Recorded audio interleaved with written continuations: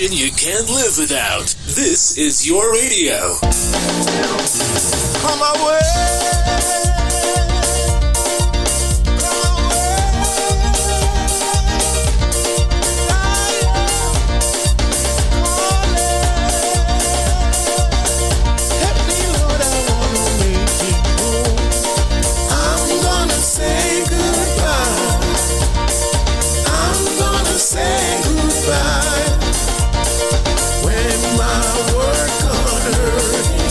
Hey, I'm gonna say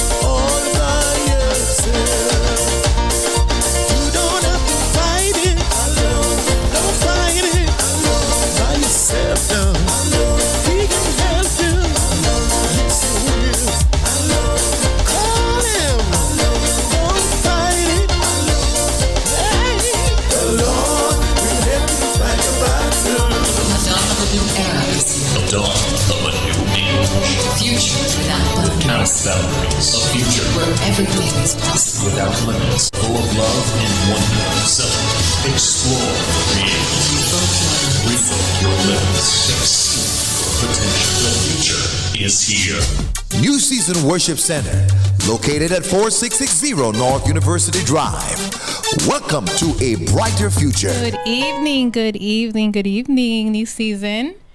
Good evening. Good evening, Denai. Nice to see you. It's been a minute. It's been a long time there. How is everyone doing this evening? Happy Thursday, pre-Friday, pre-weekend, pre-church day on Sunday, pre-everything. Good evening, good evening. Thank you for joining. Thank you so much for joining. Do me a favor, take a moment to share the broadcast. Share the broadcast and invite your friends, invite your people, invite our people. Invite somebody so that we can get to so many other people that might need to hear this information tonight.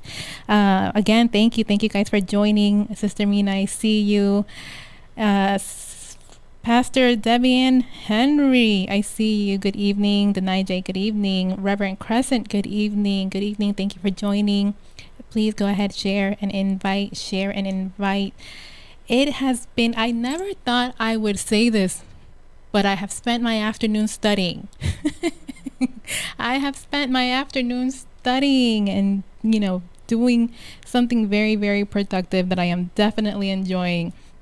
So it's really cool to learn so much for our own knowledge, but also to educate other people in the Word of God and discipleship. And yeah, so it's been good. It's been good. My brain might be a little fried, but it's been good. Thanks, Miss Mina. She's like, good for you. Good for you. Anyways, enough studying for today. Guys, yesterday was the 15th, right?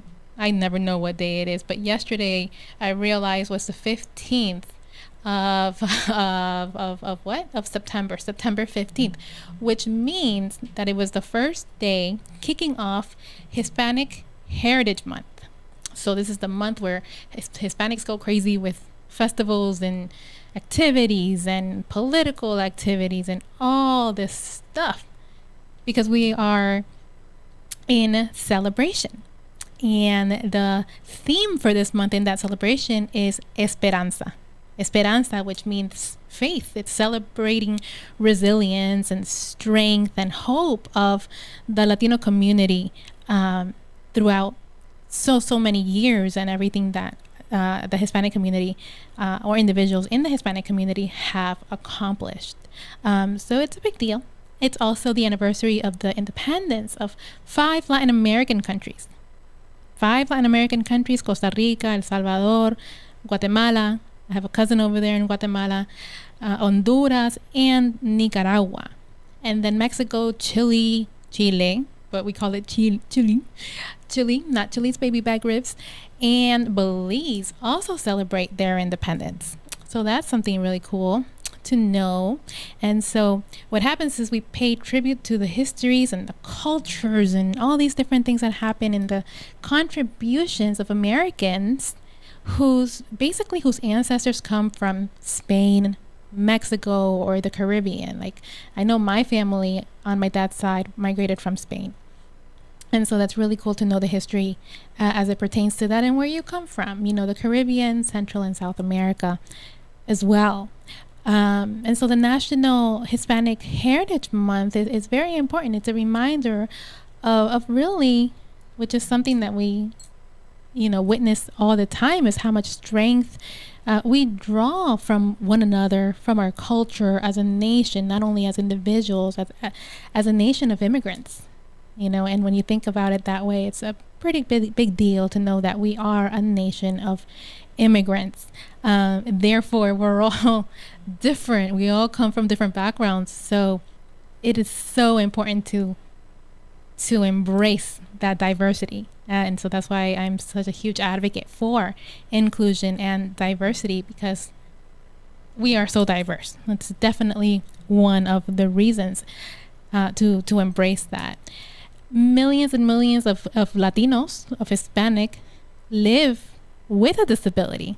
And we don't think about that because that's like my thing, right? And we don't think about how diverse and how disability is in every single culture, in every single background. So over 4 million Latinos live with a disability, and 37% of that are working age. So 37% of that are of working age Latinos with disabilities that are employed. Unfortunately, 73.9% of working age Latinos with disability, if not more at this point, are not employed. So we got to work on that and get more employability out there for individuals, for all individuals, but also for individuals with disabilities. And another percentage of 59% of individuals with disabilities actually complete high school. That's mind-boggling to me, but that's a whole nother topic for another day as to why. But the number of individuals with disabilities in the Hispanic community specifically that graduate from high school and much less college is very, very, very low.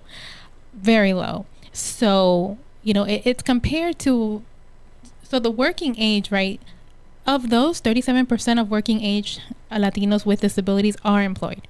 And that's compared to the 73.9% of those Latinos that have disabilities that are not working. And so, as we said, only 59% rather complete high school. 750,000 people with disabilities are behind bars in the nation. 750,000 people are behind bars. That means they're in jail, they're locked up, or about to be. And I may have mentioned this to you all before. There's a program called the Department of Juvenile Justice, DJJ. And when you go to these places and you see these programs and the amount of youth with disabilities in these programs is very, it's frightening, because what's happening is that the disability, the behavior issues, the mental health issues is being used, or is being the cause for the reasons why these individuals, super young individuals at that, are behind bars. And when they're behind bars, they're not able to get medicated. Oftentimes they're separated from their medication. Things really, really get bad. So that's something that we've definitely, it's on my one of my to-do lists to get more involved in that, especially with our kids and our youth as early as like 12, 13 years old, sometimes even younger. So it's very disturbing. It's very frightening to know the number of youth and students with disabilities in the prison line system. It's very scary. So our nation's economy, okay, we talk about Hispanics now, that we're celebrating Hispanics and those with disabilities, so our nation's economy is stronger when we're more inclusive because of the value that the diversity brings to the workforce. I know literally at this moment, I'm advocating for one of my clients to continue to be employed. He has a disability. He actually is Hispanic. And so that's what we're doing right now. So this does exist right now, where advocates like myself have to advocate for individuals with disabilities as long as they're in the right, in order to keep their job or increase their hours or have their accommodations in place so that they can keep the job. So all of this is a thing in my world, guys. All of this is a thing in the world. And so, I'm grateful for that, because that's why I do what I do. But, it's important to sit back and think, okay, what good does something that may be perceived as negative to some folks in the community, what good does it bring to society? What good does it bring to life itself? And so this is it, jobs are being filled, the economy rises because we have to put into the economy, right? We have to pay taxes. We have to do all these things like anybody else. So that's a thing.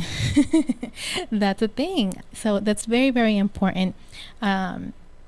to acknowledge these things as we celebrate Hispanic Heritage Month. And really, it's things that I would definitely acknowledge in any culture, not just the Hispanic community and the numbers, that relate to that particular demographic of individuals, because they are very importante. Very importante. If we don't know, then there's nothing we can do about it, right? And so another thing is there's a lot of notable individuals in the Hispanic community with disabilities. Representation matters, right? Representation matters. And so when we say representation matters, a lot of times we focus on the known people, on the famous people in society. And so when you think about that, you don't realize how many of those actually have disabilities. And that's a really cool thing, because that lets us know that despite our disability, we're able to accomplish those things, whether it's being on radio, whether it's acting, whether it's, being a part of government work in some way. And so representation matters. And I'm going to mention some names to you guys that I'm pretty sure you're familiar with, but this is just to give you an idea that sometimes we are familiar with the names, but we're not really familiar with their story or that which motivates them to do what they do. Like, if you guys didn't know me in person or personally, you wouldn't know that I have a physical disability, and that all of that and all of what I have experienced is what drives me to do what I do every single day, including being a part of New Season Gospel FM, of New Season Worship Center as a ministry, being, on radio, being a part of any activity that I have the ability and the opportunity to do. So it's important. So if you guys like movies and all of that, Salma Hayek, kind of look like her, right?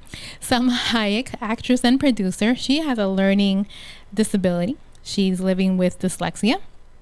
And the first film that her production company, which was called Ventana Rosa Productions, produced was actually Frida. You guys remember Frida Kahlo, who also had a disability.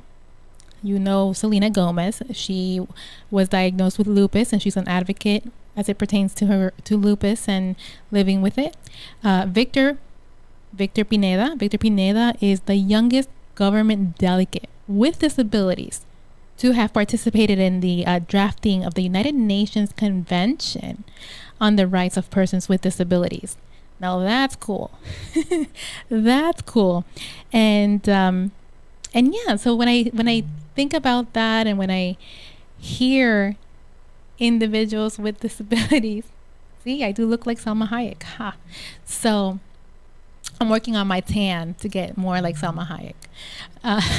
So when you think about that, and you think about all the things that these particular individuals have been able to accomplish despite the disability, then it gives us hope in the representation. It gives us hope as it pertains to our future generations and their opportunities and what they're going to be able to accomplish, despite any challenge and despite any disability that they might encounter in their lovely lives, right? So it's very motivating and inspiring. I know, I kid around and I'm talking about Salma Hayek, and actually the other day, Ms. Mina, my other half, she helped me write something, and in writing this, I didn't realize how much I have been able to do. I didn't realize how many things I've been able to accomplish and be a part of, and production and fashion shows and radio and TV. And I said to her, I really do all of that because sometimes we don't give ourselves the acknowledgement, or it's not even the credit, because it's not the credit that we're looking for. We just don't see it. We don't see everything that we do. So as a Latina and a woman and with a disability, I always kid around and I say I'm a triple, quadruple minority. I'm a woman, I'm Hispanic, I have a disability, and I'm the middle child. So, it's really awesome to see what you're able to, or what you have been able to accomplish, even without those different, with the differences. And we don't realize sometimes too that without those differences, guys, we wouldn't be who we are.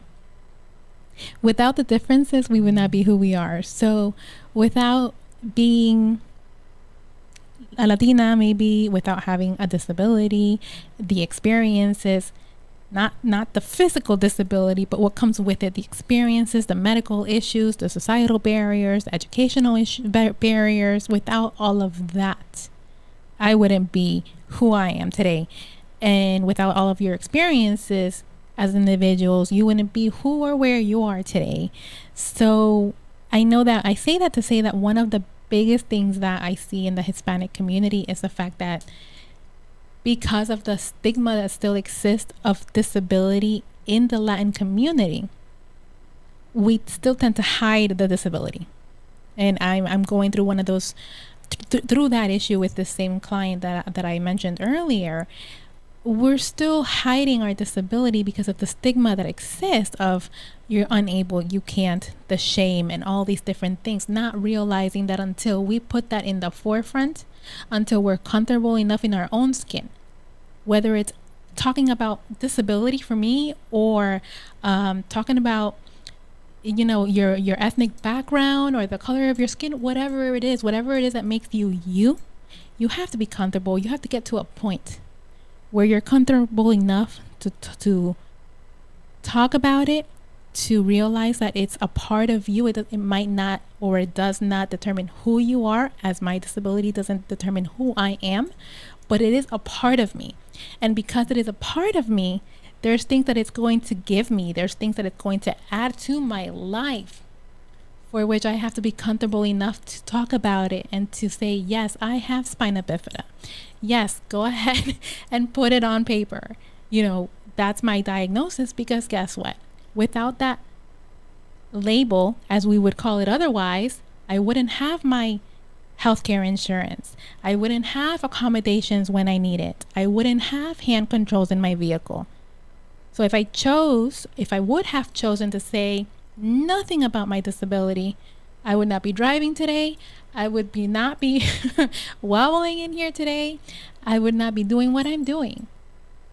So again, whether that's our ethnic, cultural background, where we come from, or if it's a disability, or if it's that whatever it is, we have to get to a point where we're comfortable talking about it and realizing that it is a part of us. I learned that myself. My disability does not define me, but it is a part of me. And that is a very, very big difference. It's not, my name is Yesse and I have spina bifida. It's, my name is Yesse. I do all these things. I'm a professional. I love ministry. And oh, by the way, I have spina bifida because I have a whole life between my name and my diagnosis. So that's to say, to be comfortable in your skin, regardless of what makes you different, regardless of your backgrounds, regardless of your heritage. As in this case, we're celebrating the Hispanic Heritage Month until October 15th. And embrace where we come from. Embrace where we come from. Embrace the things that we are able to do. Embrace the things that we can't. Or maybe we can't yet, but we will. If you know me, you know it's not a never, it's coming soon. It's coming soon, and I'll find a way, if it's within my reach, to get it done. And it's all about our mindset. Very, very, very important. It's all about our mindset, right? And that's something that we have to keep in mind as well. Who you are, who you become, is determined by your mindset, because your mindset determines your willingness to do what it is that you want to do. It determines your willingness to succeed, or it determines your inability to succeed and the fact that you're going to be stuck. And we do not want to be stuck. I want to play a song for you guys before I go. And it's one of my favorite songs in the whole wide world. I hope you guys enjoy it. Here you go. It's Amen from King and Country.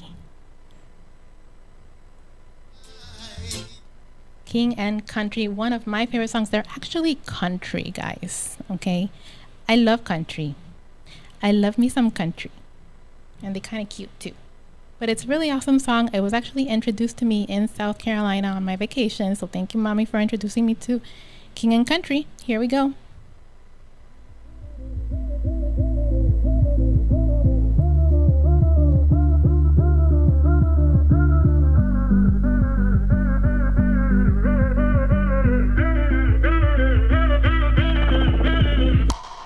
Count to 3 and say a prayer.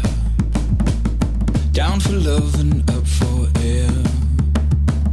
Underwater, overjoyed. Water for a thirsty soul. Water for a thirsty soul. Baptize me into your love. Oh, my spirit's overcome. Body, mind, and skin and bone. Love, I'm gonna make it known. Love, I'm gonna make it known. Yeah, I'm coming alive with you. I'm coming alive with you. I was living a lie till you. I'm coming alive with you. All the people say, Amen.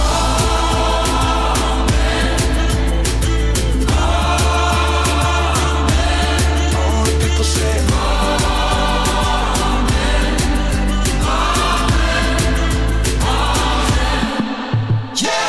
Resurrection day is here.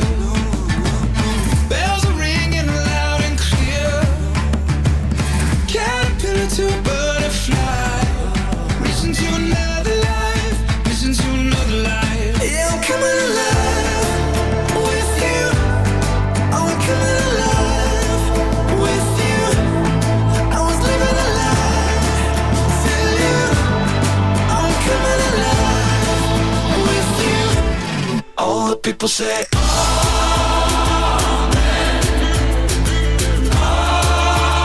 Amen. All the people say, We're coming alive, guys.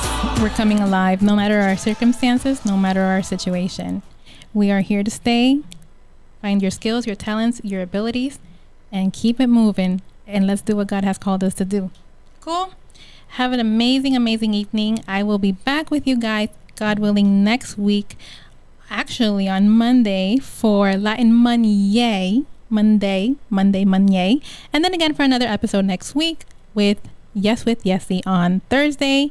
As always, guys, thank you for joining. Please support your favorite gospel station. Cash App, $New Season WC.